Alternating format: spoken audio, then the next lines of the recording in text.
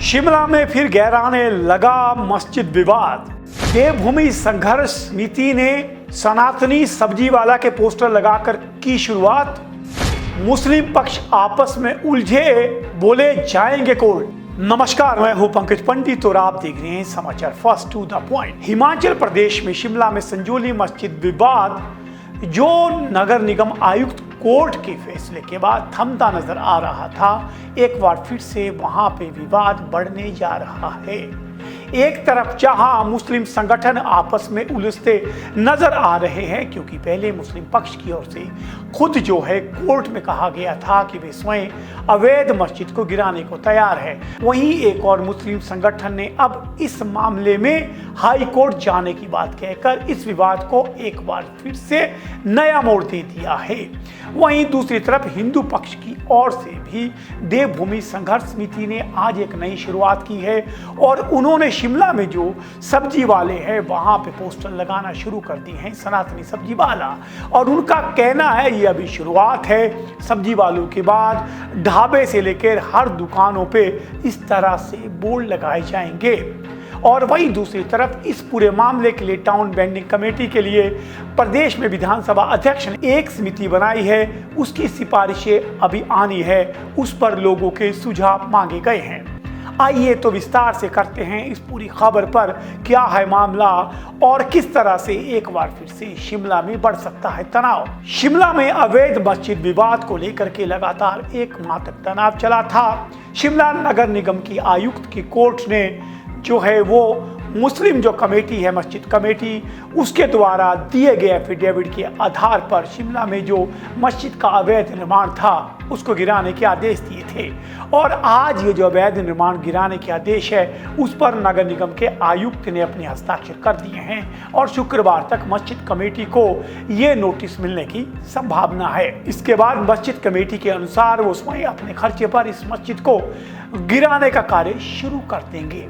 लेकिन वहीं दूसरी तरफ मुस्लिम संगठनों में आपस में ही इस मामले में उलझते हुए नजर आ रहे हैं। ऑल इंडिया हिमाचल मुस्लिम ऑर्गेनाइजेशन के प्रवक्ता लियाकत अली हाशमी ने इस मामले पर कहा है कि इस मामले को लेकर वे कोर्ट की ओर जाएंगे। उन्होंने सबसे बड़ा आरोप लगाया है कि कोर्ट ने उस आदमी के हल्फनामे को स्वीकार कर दिया है जो कि इस हल्फनामे को देने के लिए अधिकृत ही नहीं है। अगर मैं बात करूं लियाकत अली हाशमी की, तो उनके अनुसार संजौली मस्जिद वक्फ बोर्ड की जमीन पर 125 साल पहले की बनी है, इस जमीन का कोई विवाद नहीं है। जब मस्जिद में नमाज पढ़ने वालों की संख्या बढ़ी तो उस तरह से मस्जिद में निर्माण भी अतिरिक्त किया गया। मस्जिद अवैध नहीं है। कुछ समय पहले यहाँ पे दो गुटों में आपस में लड़ाई हुई थी जिसे सांप्रदायिक रंग दिया गया। फिर एमसी आयुक्त ने हिंदू संगठनों के दबाव में फाइल खोली और संबंधित पार्टी को कोर्ट में ना बुलाकर ऐसे आदमी को बुलाया जिसने दबाव में आकर मस्जिद को गिराने की पेशकश कर डाली। ऐसा पेशकश करने वाला व्यक्ति अधिकृत ही नहीं था। एमसी आयुक्त ने इसी एप्लीकेशन को आधार बनाकर अपना फैसला सुनाया है। इसे हाई कोर्ट में चुनौती दी जाएगी। आयुक्त ने यह नहीं देखा कि कौन पार्टी है, एक दो लोगों की राय के आधार पर यह फैसला सुनाया गया है और मुस्लिमों की इबादत गाह को नुकसान पहुंचाने का प्रयास किया जा रहा है। वहीं दूसरी तरफ जो मस्जिद कमेटी है उसके पूर्व अध्यक्ष जो हैं लतीफ, मोहम्मद लतीफ का बयान भी आया है। उन्होंने कहा है कि जब वक्फ बोर्ड ने तय किया है कि उसकी इजाज़त के बिना कोई कमेटी नहीं, कोई किसी तरह की बैठक नहीं होगी, तो ये कौन लोग हैं जो बैठक कर रहे हैं। वहीं उन्होंने कहा कि वो उस बात पर कायम है। परमिशन के पास हमारे को दिखाएं जब वक्फ बोर्ड ने 24 लोगों को बोल दिया है कि मस्जिद में कोई भी मीटिंग विदाउट वक्फ बोर्ड की परमिशन से न की जाए, उन्होंने सिर्फ नमाज के अलावा कोई मस्जिद में गतिविधि ना हो। तो पहले तुमको पूछा जाए मीटिंग की किसने कौन करने वाला, कौन ऑर्गेनाइज कर रहा मीटिंग है, उसके खिलाफ तो मैं बोलता हूँ कानूनी कार्रवाई होनी चाहिए जिससे मीटिंग की रखी है। जब वक्फ बोर्ड ने खुद 24 लोगों को बोल दिया मस्जिद के अलावा कोई भी मस्जिदों में कोई गतिविधि नहीं होनी चाहिए, तो कैसे मीटिंग की पर उसका जवाब दें लोग हमारे को।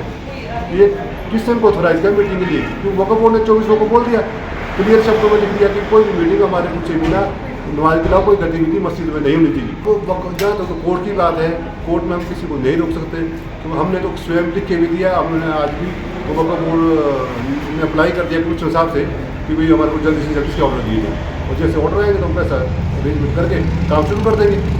मोहम्मद लतीफ़ ने कहा कि जैसे ही कोर्ट से आदेश आएगा उसी दौरान जो है मस्जिद के अवैध निर्माण को तोड़ने की शुरुआत की जाएगी ताकि प्रदेश में भाईचारा बना रहे। ये तो था मुस्लिम पक्ष का। अब आइए बात करते हैं हिंदू पक्ष की। देवभूमि संघर्ष समिति ने आज शिमला में एक नई शुरुआत कर दी है। उन्होंने आज शिमला में जो है सब्जी वाले, वहां पे सनातनी सब्जी वाला के पोस्टर लगा करके कहा है कि बाहर से जो लोग यहाँ आते हैं वो रेड़ी फड़ी लगाते हैं, अब तय है कि जो हिंदू भाई है वो हिंदुओं से ही सामान खरीदेंगे। उनके अनुसार हमने ये शुरुआत अभी सब्जी वाला से की है और ये शुरुआत अभी और आगे बढ़ेगी। आइए आपको दिखाते हैं किस तरह से वहाँ लगाए जा रहे हैं सनातनी सब्जी वाला के पोस्टर। देवभूमि संघर्ष समिति के सह संयोजक विजय शर्मा ने कहा कि संजौली से इस अभियान की शुरुआत की गई है। इसका उद्देश्य है जो सनातन धर्म से जुड़े हुए सब्जी वाले और फल वाले हैं उनको बढ़ावा देना है। उन्होंने लोगों से भी अपील की है कि बाहरी लोगों से वे खरीदारी ना करें। उन्होंने कहा कि शिमला में बड़ी संख्या में बाहरी राज्यों के फल व सब्जी विक्रेता है। मस्जिद विवाद के बाद हिंदू संगठन जो हैं वो बाहर के जो कारोबारी हैं उन पर भड़क उठे हैं।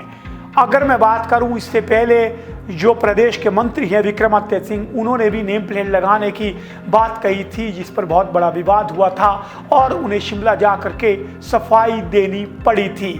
और इसी मुद्दे पे प्रदेश में विधानसभा अध्यक्ष ने 7 सदस्यीय समिति बनाई है जिसमें 3 कैबिनेट मंत्री, 1 शिमला के विधायक सहित 3 विपक्ष के विधायक भी शामिल है और उन्होंने पहली बैठक में इस मामले में जनता से भी राय मांगी है।